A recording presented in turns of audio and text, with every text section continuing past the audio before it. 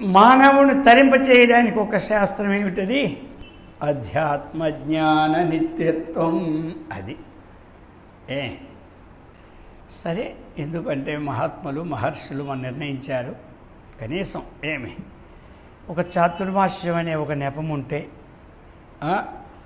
ఏదో ఒక నెపం ఉంటే కానీ జపం కుదరదు. మనకేదైనా జపం చేయాలంటే ఏదో నెపం ఉండాలి. అర్థమైంది కదా? నెపం లేదే జపం ఎక్కడ చేస్తామండి? ఇక వెంకటేశ్వర మాల వేసుకుంటే ఆ నెపం అన్నమాట. దాంతో ఏమవుద్ది? వెంకటేశ్వర జపం అవుతాడు. స్వామి అయ్యప్ప స్వామి వారి మాల వేసుకుంటే అది అవుతుంది. ఆంజనేయ స్వామి మాల వేసుకుంటే అవుతుంది. దేనికి ఒక నెపాన్ని ఎవరు కల్పిస్తారు? సమాజాన్ని చూసి మనం మళ్ళీ అందులో కల్పించుకుంటాం. అర్థమైంది కదా?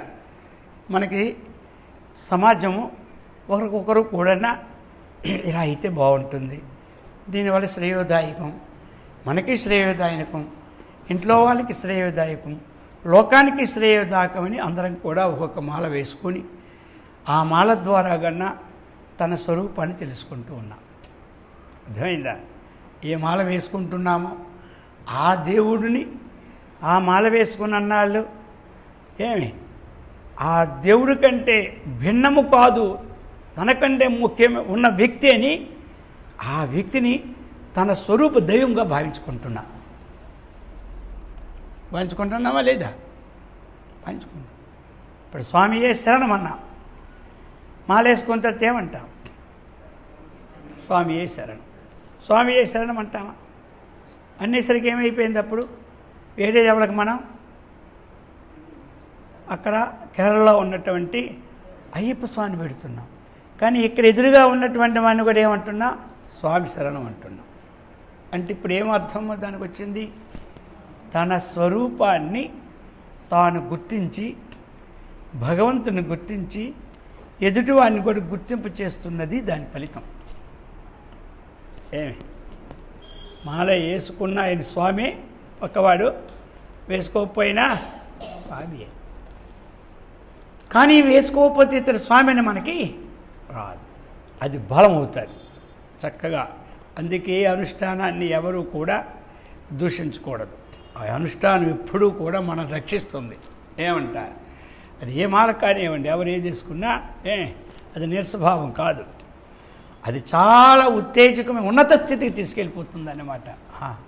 అలాగ అర్థమైందా? ఆ భావం ఇప్పుడు ఏమైపోయింది? అది ఇప్పుడు సాయిబాబా దగ్గరికి వెళ్తారు, ఎవరిని చూసినా సాయిరామ్ అంటారు. నిజంగా సాయిరామని అతనే కొలవాలి. మధ్యన వీడేవుడు సాయిరామ్. ఇతన్ని సాయిరామని పిలిస్తే మరి ఇతనికి అతనికి భేదమేముంది? ఆ భేదం లేకుండా అభేదాన్ని కల్పించడానికే సాయిరామ్ అని చెప్పుకుంటున్నాం. కానీ ఆ సూక్ష్మాన్ని మనకి అర్థం చేసుకోవాలి. అది అర్థం చేసుకుంటే మోక్షం. అది అర్థం చేసుకుంటే మోక్షం, ఈ జన్మలో మోక్షం పొందినట్టే దాన్ని అర్థం చేసుకుంటే. మరి ఆ అర్థాన్ని మనం చేసుకోవడానికి తగినటువంటి సామగ్రి అంతా ప్రతి వస్తువుని ఈ సామగ్రిని మనం బాగా సంపాదించుకోవడానికి ప్రతి సంవత్సరము కూడా ఈ చాతుర్మాస్యం అని ఒక నెపము పెట్టుకుంటున్నాం. అర్థమైంది కదా? ఈ నెపం ఎందుకు పెట్టుకుంటున్నాము అంటే మనం పెట్టుకుంటే అందరం ఉద్దేశించి తెల్లవారి ఎవరికి ఖాళీ ఉందో వాళ్ళు వస్తారు, మధ్యాహ్నం ఖాళీ ఉండే వాళ్ళు మధ్యాహ్నం వస్తారు. అర్థమైంది కదా? వినాలి. కాబట్టి ఉదయం వచ్చినా అందుకనే ఏం చేశామంటే ఇంటికాడ మళ్ళీ వంట చేసుకొని రావడం కష్టము. అందుకే తెల్లవారు టిఫిన్ సెక్షన్ పెడితే ఆ వంట పని ఆ గంట అయినా ఇక్కడ ఉంటే 12 అయిపోతాయి కాదు నెపంతోనైనా. అందుకే టిఫిన్ కూడా సెక్షన్ పెట్టాం. ఆ విధంగా అయినా మనకి వింటారనే భావం. ఏమంటారు? అదండి రెండు విన్నం అయిపోద్ది, టిఫిన్ చేయడం అవుతుంది అని నెపంతో ఎలాగో అలాగా ఏదో నెపం ఉండాలి మనగా. అందుకని తెల్లవారి మన టిఫిన్ సెక్షన్ తెల్లవారి ఎవరు వంట చేసుకొని ఇంటి దగ్గర ఒక ఇంటిగారు అయ్యగారు ఉండిపోయారు, రాలేకపోయినా మీరు టిఫిన్ చేస్తే వాళ్ళు టిఫిన్ పట్టుకొని వెళ్ళిచ్చిరండి, ఏం పర్వాలేదా? అందుకు అదేం పర్వాలేదు. ఎందుకు అంటే మళ్ళీ వారికి వంట ఉండాలి, లేట్ అవుతుంది. అర్థమైందా? అందుకు ఆ విధంగా మీకు మధ్యాహ్నం భోజనం కానీ ఉదయం తిని కానీ ఏమీ అందరికీ ఉండాలి. అది అందుచేత ఈ చాతుర్మాస్య మహావ్రతం మనం పెట్టుకోవడం, అందరూ ఆత్మజ్ఞానం తెలుసుకోవాలి. ఈ జన్మ ఇత్యాం అందరూ ముక్తి మార్గాన్ని పొందాలి. ఉన్నప్పుడు జీవితంలో ఆనందాన్ని పొందాలి. ఏమి ఈ శరీరం విడిచిపెట్టిన తర్వాత మనకి జన్మరాహిత్యాన్ని పొందాలి. అందుకని వేదాంతం ఎవరు చెప్పినా వెళ్ళండి, ఎక్కడైనా ఎన్ని పనులున్నా వినాలి. ఆ వేదాంతం వరకే తీసుకోవాలి. అక్కడ అనేక రకరకాలున్నా అది మనకు అవసరం లేదు. బియ్యం తెచ్చుకుంటాం, రాళ్ళు ఉంటాయి, ధాన్యం ఉంటాయి, రకరకాల చిన్న చిన్నవి ఉంటాయి. ఇక వాటితో పొట్లాడుకొని ఈ రాళ్ళు ఈ పొట్టలు ఇవి అనుకుంటే ఏమొస్తుంది దాండగా, రాళ్ళు పక్కన పడేసి బియ్యం వండుకొని తింటే హాయిగా ఉంటుంది. అర్థమైంది కదా. అంతే. మనం అసలు దాన్ని వదిలేస్తాం, ఆ పెసలు దాన్ని పట్టుకొని అంతే. ఇక ఆ పెసలు దాన్ని పట్టుకొని అశాంతి అందరికీ ఎవరికి ఉంటుంది శాంతి చెప్పండి. అది లోక వ్యవహారాన్ని చక్కపరిచి శాంతిని పొందిన వాడు ఇంతవరకు పొందలేదు, ఇక మీద ఏదో ఒక ఒడిదుడుకులు ఉంటుంటుంది లోకంలో. ఎక్కడ ఒడిదుడుకులు ఉండండి, ప్రతి దగ్గర ఒడిదుడుకులు ఉంటాయి. లోకమే ఒడిదుడుకులు. ఒడిదుడుకులు విషయంలో దాటడానికే కదా మనం ఇప్పుడు ఈ నావ, ఈ ఆధ్యాత్మిక నావ. ఆ ఒడిదుడుకులు చిక్కిపోకుండా వచ్చిన ఒడిదుడుకుల్ని భగవంతుల స్మరణ చేస్తూ వాటిని తప్పించుకొని మనము ముక్తిని పొందడానికే ఇది అన్నమాట. అది అందుచేత ఈ అధ్యాత్మ జ్ఞానం అనేది చాలా గొప్పది. అందులోనికి అక్షయం చాతుర్మాస్యం అన్నారు. ఏమిటి అంటే చాతుర్మాసంలో మనం చేసినటువంటి జపము కానీ, మనం చేసిన ధ్యానము కానీ, మనం చేసిన పూజ కానీ, మనం చేసిన దానము కానీ, మనం చేసే హోమాలు కానీ, మనం చేసిన సేవలు కానీ, ఈ విధంగా ఇవన్నిటికీ ఏమిటి అంటే ఎక్కువ ఫలం. అక్షయం అంటే నాశనం అవుతుంది, ఎక్కువ కాలం ఉంటుంది కాబట్టి అక్షయం అన్నారు. అక్షయం అంటే నాశనం కానిదని కాదు. ఇప్పుడు ఒక 1000 ఏండ్లు ఉన్నదనుకోండి ఆ ఫలము, దానికి ఏమంటారు? అక్షయం అంటారు. అప్పటికైనా నాశనమే అక్షయం. అది అంత ఎక్కువ కాబట్టి అక్షయం అన్నారు, అంతేగాని జన్మజన్మలకు అక్షయం అయిపోదు. అర్థమైందా? అది అక్షయం చాతుర్మాస్యం అని అన్నారు. అందుచేత చాతుర్మాస్య మహావ్రతం ఇది మనం ఇప్పటికీ ప్రతి సంవత్సరము అనేక సంవత్సరాలు బట్టి నడుస్తూనే ఉంది. మరి భక్తులు ఏదైనా కార్యక్రమం ఏమిటి అందరూ జరపడమే. ఈ ఆశ్రమాలందరినీ పోషించేవారు ఎవరు అంటే ఏం చెప్పండి అందరూ. అది అర్థమైంది కదా. అది మళ్ళీ మేమేం చెప్పుకోవడము బాగుండదని మీరు చెప్పరు. అందుకని ఈ ఆశ్రమాలన్నింటినీ పోషించేది ఎవరు? గృహస్థులే. అందుకే అందరికంటే గృహస్థాశ్రమే గొప్పదని ప్యూరేనమాట. అర్థమైందా? ఎందుకు గొప్పదని అంటారు అంటే అన్ని ఆశ్రమాలని చక్కగా పోషిస్తుంది. తన ధర్మాలను తాను నిర్వర్తించుకుంటూ తన ధర్మాలని తాను నిర్వర్తించుకుంటూ ఈ గుడుల్ని, గోపురాలని, ఆశ్రమాలని చక్కగా తీర్చిదిద్దుతూ ఉన్నది గృహస్థాశ్రమం అన్నమాట. కాబట్టి మరి ఆ పోషణతో మరి సన్యాసులు అందరూ ఈ యొక్క పండితులు అందరూ ఆహారాలు తీసుకొని ఇంకా లోకానికి పెద్ద ఉపకారం చేసి ఇంకా అటువంటి అతీతమైన పుణ్యాన్ని లోకానికి ఇచ్చి తరింపజేసే మార్గాన్ని చెప్తూ ఉంటారు. కానీ పునాది ఎక్కడ? ఇక్కడే. ఇప్పుడు 2 పూటలు భోజనం లేదనుకో, ఉన్న ఉపన్యాసం ఊడిపోతాయి, ఏలబడిపోతే ఇంకేం భోజనం, ఇంకేం ఉపన్యాసం. అందుచేత అందరికీ ఆ యొక్క వెళ్తున్న కారులో డీజిల్ అయిపోతే ఏమి లాభం? కారు మాత్రం ఎందుకు? బెంజ్ కారు ₹1,00,00,000 ఏమి లాభం? అలాగనే ఈ డీజిల్ కూడా తిరిగి పడుతూ ఉంటుండాలి, ఏదో ఒకటి శరీరానికి అనమాట. ఆ మనిషి పెద్ద జగద్గురు అయినా 10 రోజులు తినకపోతే మామూలు గురువు అయిపోతాడు. అర్థమైందా? అందుచేత అది అంత కారైనా ఆ సెల్ ఎన్ని కోట్లైనా ఏమి లాభం? ఛార్జింగ్ లేకపోతే గోహిందా, ఆ మొఖాన్ని భార్య అంటాడు అది తీసుకెళ్ళి. అందుచేత ఈ ప్రకారముగా సమస్త అందరికీ ఛార్జింగ్ ఎక్కడి నుంచి వస్తుంది అంటే గృహస్థాశ్రమే ఛార్జింగ్ అనమాట అన్ని ఆశ్రమాలకి. ఎందుకు అంటే ఇక్కడ వాళ్ళు చేసినటువంటి మలయాళం చెప్పారు, ఎవరు ఎవరిని పోషిస్తూ ఉన్నారో వారు ఆహారం తింటుంటారు కాబట్టి వాళ్ళు చేసే కార్యక్రమాలన్నీ ఒక భాగం వాళ్ళకి పోతూనే ఉంటుంది, అర్ధ భాగం వాళ్ళకే పోతుంటుంది అంటే అర్థమైందే, మిగతా అర్ధ భాగం లోకానికి పోద్దంతే. అందుకని ఈ విధంగా చెప్పుకొచ్చారు. అందుచేత ఈ చాతుర్మాస్య మహావ్రతం అన్నటువంటిది చాలా గొప్పది. అధ్యాత్మ జ్ఞాన నిత్యత్వం తత్వజ్ఞానార్థ దర్శనం ఈత జ్ఞానమితి ప్రోక్తం. ఒకవేళ ఎవరైనా ఇంటి దగ్గరికి ఇక్కడ రాలేకపోయిన వాళ్ళకు కూడా ఇంటి దగ్గర నామజపం చేసుకోండి. మంత్రోపదేశం తీసుకోలేదు కదా మేము ఎలా చేద్దామని అవసరం లేదు. మీకు ఏ దేవుడి ఇష్టం ఆ నామాన్ని చక్కగా రోజు జపించుకోండి. మీరు ఉపదేశం లేదు కాబట్టి ఎలా చేయాలి ఏమి లే, దేనికి ఉపదేశం అన్నిటికీ కొన్నిటికి మేము నామాలు చదువుతున్నాం, దానికి ఉపదేశం కేశవాయ నమః నారాయణ నమః. ఆ కేశవాయ నమః 100 సార్లు అంటే జపమైపోయింది, విధిగా చెప్తే నామాలు అయినాయి. అందుచేత ఇంటి దగ్గర కూడా చక్కగా ప్రతి వాళ్ళు దూరాన్ని ఉన్నవాళ్ళు కూడా ప్రతిరోజు ఒక 15 నిమిషాలు ఈ నామజపం చక్కగా చేసుకోండి. అది ఏం చేస్తుందంటే మనకి కిల్పిషం ఉండే పాపాన్ని పోగొడుతుంది. ఎందుకు? యజ్ఞానాం జపయజ్ఞోస్మి. అన్ని యజ్ఞాల కంటే దోషము లేనిది ఏమిటంటే జపయజ్ఞం. తక్కినవన్నీ ఖర్చుతో కూడుకున్నాయి, అయిందా? అందులో ఏదో తక్కువైనా అది. అందుకే ఆఖరికి ఏం చెబుతాం, మంత్రహీనం క్రియాహీనం భక్తిహీనం యతీశ్వర యత్పూజిత మయాదేవ పరిపూర్ణం తదస్తు. కాయేన వాచ మనసేంద్రియర్వా బుద్ధ్యాత్మనా వా ప్రకృతి స్వభావాత్ కరోమి యజ్ఞ సకలం పరస్మై శ్రీమన్నారాయణ ఇతి సమర్పయ. హోమం చేసుకున్నారు అనుకోండి, మామూలప్పుడు ఒక 50 హోమాలు చేస్తే ఎంత ఫలితమో చాతుర్మాసంలో అంత ఫలితం. మామూలప్పుడు 10,000 జపం చేస్తే ఎంతో, ఇప్పుడు 1000 చేస్తే అంతే ఫలితం. అర్థమైంది కదా? ఇందుకు ఇది ఎవరు చెప్పారంటే ఋషులందరూ తీర్మానించి మనకి వాక్యం చెప్పారు. అక్షయం చాతుర్మాస్యం ఫలం, అది అన్నమాట. అందుచేత అది ఇంటి దగ్గర అందరూ ప్రారంభించుకోండి. ఏమీ పర్లేదు. ఏమైనా ఒకవేళ మేము కోడిగుడ్లు తింటున్నాం జపించవచ్చని మీకు ఇప్పుడు దానికి అడ్డులేదు. నేను స్వయంగా మీకు ఒక ఉపదేశ ప్రకారం ఇచ్చినప్పుడే మీకు మానమని చెబుతా. అర్థమైందా?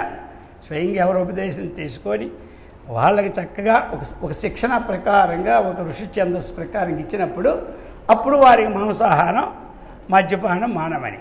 మామూలు మీరేమి అన్నీ తినుకోవచ్చు, ఏం పూజ చేయలేదా దేవుడికి? ఏమన్నా గుడికి నమస్కారం కూడా మా నామం అదే నామం అనుకోవడం ఏమంటారు? ఏ గుడికి నామం అనుకుంటారు లేదా?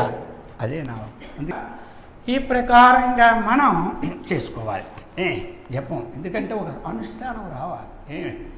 అనేక శాస్త్రాలు ఖాళీగా చదివే కంటే ఆవకింత అనుష్ఠానం చాలా గొప్పదన్నారు. నువ్వైంది కదా? అది అనుష్ఠానక త్రిశ్లోకేషు నకించిన అన్నారు. మనం అనుష్ఠించిన దానికంటే 3 లోకాల్లో ఇంకోటి గొప్పది లేనే లేదన్నాడు. అందుచేత అది ఎలాగంటే అనుష్ఠానం అంటే ఇంకేమీ లేదు. ఇప్పుడు మనం తీసుకొచ్చాం ఏం పేర్లు అవి అంటే సువర్ణరేఖలు, బంగిన పిల్లి, నూజివీడు, మామిడి పండ్లు తీగా ఉంటాయి, మామిడి పళ్ళు తీగా ఉంటాయి అనుకుంటున్నాం కదా. అనుకుంటుంటే శ్రవణం. అర్థమైందా? అనుకుంటుంటే వింటుంటే దాన్ని ఏమంటారు? శ్రవణం. అబ్బా పుల్లారెడ్డి గారి స్వీట్ కొట్లు, అబ్బా ఏమి స్వీట్లు అని మారు మురిగిపోతుంది, అన్ని రకాల స్వీట్లు బాగున్నాయి అని అనుకుంటే ఏమైంది? అది ఇంక అనుష్ఠానం రాలేదు. బాగున్నాయి చెప్పుకొని శ్రవణం అంటారు. ఇప్పుడు అక్కడికి వెళ్ళి స్వీట్ తెచ్చుకొని నోట్లో వేసుకొని మింగుతుంటే అది అనుష్ఠానం. ఇప్పుడు అర్థమైందా?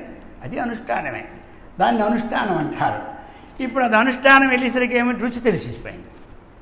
ఏమంటారు? దాని మీద వ్యామోహం అర్రే ఇంతేనే అనుకుంటా. అప్పుడు ఇంకా అది రుచిగా ఉందనుకో దాన్ని ఎప్పుడు సేవిస్తాం. ఎప్పుడైనా దాన్ని తప్పకుండా రుచి లేకపోతే ఏమవుద్ది? వదిలేస్తాం. కాబట్టి అనుష్ఠానం అనేది ఏంటి? అలాగనే మనం చేస్తూ ఉంటుంటే ఎంతో రుచి అర్థమైంది కదా? అది ఎప్పుడు వచ్చింది? అనుష్ఠానం చేయగా రుచి పుట్టేసింది అనమాట. ఎంతో రుచి ఎంతో రుచి ఎంతో రుచిరా అంటాడు. ఆ విధంగా ఈ రుచికి ఆ రుచికి తేడా ఉంది. ఈ రుచి ఒక 10 స్వీట్లు కొనుక్కున్న తర్వాత 5 స్వీట్లు తిన్నాం, 6 తిన్నాం, 7 తినేసరికి రుచి పోద్ది, ఎక్కడొచ్చేస్తుంది. మళ్ళీ మన్నాడు తింటే పర్లేదు కానీ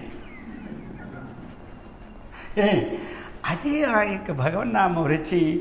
అది ఇంకా చేస్తున్న కొలిది రుచి. ఎంత తిన్నా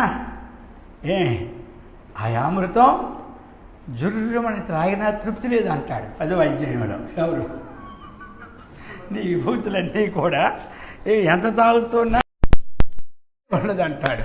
అందుచేత అటువంటి అందరూ కూడా ఏం చేయాలి చెప్పండి? జపం అనేది ప్రారంభించండి. ఈరోజు కామక్రోధస్తథా లోభస్తస్మాత్ ఏతత్రయం త్యజేత్ అన్నాడు. ఏమి వదిలిపెట్టాలి? 3 అంటే మనం కృష్ణ భగవానుడు భగవద్గీతలు చెప్తాడు. కామ, క్రోధ, లోభ, అదే అన్నమాట. ఈ 3ంటిని విడిచిపెట్టు అన్నాడు. ఇంకా ఏ 3ంటిని పట్టుకోవాలంటే యజ్ఞోదానం తపశ్చైవ పావనాని మనీషిణ. యజ్ఞదాన తపకర్మ నత్యాజ్యమితి చాపరే. అపరే కొంతమంది నత్యాజ్యం విడువకూడదు అని చెప్పుకొచ్చారు. ఏమిటి? యజ్ఞము, దానము, తపస్సు. ఈ 3 మనం విడువకూడదు అన్నమాట. యజ్ఞం అని ఇసరికల్లా హోమం అనే లెక్క కాదు. రోజు హోమం అయితే ఎక్కడ మనం చేయగలం? రోజు హోమం చేస్తే మనం తినక్కర్లే, తెచ్చిన దానికే జరిపాడు. అందుచేత యజ్ఞం అన్నప్పుడు ఏమిటి? మనకి ద్రవ్యయజ్ఞాస్తపో యజ్ఞ యోగయజ్ఞాస్తథా పరే స్వాధ్యాయ జ్ఞానయజ్ఞాశ్చ యతయః సంస్కృత వ్రతః అపాని జోహతి ప్రాణం ప్రాణే పానం తథా పరే ప్రాణాపానగతిరుద్వా ప్రాణాయామ పరాయణః. ఇలాగ ప్రతిదీ యజ్ఞం. ఒక నాడి రేచకం అయితే ఒక యజ్ఞం, పూరకం అయితే ఒక యజ్ఞం. ఇలా ప్రతిదీ కూడా ఒక ద్రవ్యం ఒక యజ్ఞం, ఒక చిన్న అనుష్ఠానం ఒక యజ్ఞం, అలాగే ఒక సేవ ఒక యజ్ఞము, తపస్సు మనం చేసినట్టు నియమబద్ధమైన జీవితం ఇవన్నీ యజ్ఞాలే లెక్క. అయింది కదా? అందుకు జపము కానీ ధ్యానము కానీ ఇవన్నీ మనకి యజ్ఞాలే లెక్క. అది భగవంతుడు కూడా ఏమిటి ఆ ప్రీతి నాకంటే చెప్పాడనమాట ఆయన. అహింస ప్రథమం పుష్పం, పుష్పమింద్రియ నిగ్రహం, సర్వభూత దయా పుష్పం, క్షమాపుష్పం విశేషతః, శాంతి పుష్పం తపఃపుష్పం, ధ్యాన పుష్పం తథైవచ, సత్యమష్టవిధం పుష్పం విష్ణో ప్రీతికరం భవేత్. నాకు మామూలు పుష్పాలు చెయ్యి వద్దాం లేదు, కానీ నాకు కొన్ని స్పెషల్ పుష్పాలు కావాలన్నాడు. అది అహింస ప్రథమం పుష్పం. అలాగనే ఇవన్నీ మీకు తెలిసినవే. అందుచేత ఈ విధంగా మనము అందుకు చెప్పాడు యజ్ఞోదానం తపశ్చైవ పావనాని మనీషిణాం. అలాగే జపం చేస్తే జపయజ్ఞం, పూజ చేస్తే పూజాయజ్ఞం, ధ్యానం చేస్తే ధ్యాన యజ్ఞం, ఏదో ఒకటి మనం గట్టిగా పట్టుకొని చేసుకుంటూనే ఉండాలి, వదలకూడదు. అర్థమైంది కదా? అంతే. అన్నీ చేయాలని తలుచుకోకండి. అన్నీ చేస్తే ఖాళీ ఉండదు. అర్థమైందా? ఒక్కడు పట్టుకున్నా కొన్నాళ్ళకి అన్నీ దగ్గరికి వస్తాయి. అన్నీ పట్టుకున్న ప్రతి ఒకటి లేకుండా వదిలేస్తారు కొంతమంది. అందుచేత ఏదో ఒకటి పట్టుకుంటే దాన్ని బట్టి అన్నీ వస్తూ ఉంటుంటాయి అన్నమాట. అది అందుకు ఇక దానం అంటారా? అది ఏదో ఎవరు శక్తి కొలది వారి దానం. అది ఉన్నదని అంతా దానం చేసిస్తే మళ్ళీ ఏమైపోతాం మనం. అర్థమైందా? అందుకని శక్తిని మించిన దానం ఉండకూడదని కూడా శాస్త్రం. అందుకు సరే. అలాగే యజ్ఞోదానం తపస్సు. తపస్సు అంటే ఏమిటి? నియమబద్ధమైన జీవితం గడపవాలని నిశ్చయం చేసుకొని ప్రతిరోజు చక్కగా తీసుకోవాలి. ఈ విధంగా ఇవేమో వదలకుండా ఉండాలి. కోరిక కామక్రోధ తథా లోభ. కామం అంటే కోరిక అంటే పూర్తిగా కోరికొద్దని చెప్పలేదు. దానికి శాస్త్రం చెప్పింది ధర్మ అవిరుద్ధ భూతేషు కామోస్మి భరతర్షభ. ధర్మానికి విరుద్ధంగాని కోరుకో. ఎందుకంటే కోరికొద్దని శాస్త్రం ఎప్పుడూ చెప్పదు. అయ్యగారులు కూడా అందరూ కూడా ఎవరెవరైతే మీకు తెలిసిన ఫ్రెండ్స్ ఉంటారో వాళ్ళందరికీ ఫోన్లు చేయండి. తీసుకురావాలా బలాదివా. వాళ్ళకి తీసుకొస్తా. వాళ్ళు మొదట రారు, 4 రోజులతో వచ్చేస్తారు. మరీ అంత బలం చేస్తే ఏం బాగుంటుంది అంటే దీనికి పర్లేదు. ఎక్కడ సినిమాల షికారుల కంటే బలం చేయకూడదు. కానీ దీనికి చేసిన తప్పులే, అర్థమైంది కదా, అది అనమాట. మీలో నేను చెప్తాను కదా, ఇంటింటికి తిరిగి బలం చేస్తేనే మనకి ఎక్కడ ఆదివారం అంత జనం వెళ్తున్నారు, అర్థమైందా. అక్కడే కూర్చుని ఒకడు పోతాడా, ప్రతిరోజు అదే పనికి మన ఇంటికి వెళ్ళకపోయినా ఏమే మీకు తెలిసిన వారు ఫోన్లు చేస్తే చాలు, ఇంటింటికి ఇప్పుడు వెళ్ళాలని సిగ్గు మనకి, వెళ్ళడానికి కూడా బాగుండదా. అందుచేత మరీ అంత ఫోన్లు చేసి ముఖ్యమే మన ఫ్రెండ్స్ ఎవరు ఉంటారో వాళ్ళు 10 మంది 5 ఫోన్లు చేస్తే ఒక్కడే దొరుకుతుంది మనకి, ఏమంటారు, అర్థమైందా. ఆ ఒక్కడ వచ్చారనుకోండి మనకేం లాభం, మీ లాభం మీకు వస్తుంది, తీసుకొచ్చిన లాభం 25% కమిషన్ పుణ్యం కూడా మీకు వస్తాయి. 2 లాభాలు ఉన్నాయి ఇందులోనూ. నాకేం లాభం అంటే ఆలోచనది మరికొంత పుణ్యం మనకు వస్తుందా, కొంచెం వింటాను సార్ ఇంకా శ్రద్ధ. అందుకు ఎలాగా చెప్పడం తప్పదు, అందరికీ చెప్పండి. ఉదయం వచ్చిన టిఫిన్ ఉంటుంది, మధ్యాహ్నం వచ్చిన భోజనాలు ఉంటాయి, ఆ మధ్యన తీర్థ ప్రసాదాలు ఉంటాయి, అన్నీ ఇక్కడ ఉంటాయని చెప్పండి.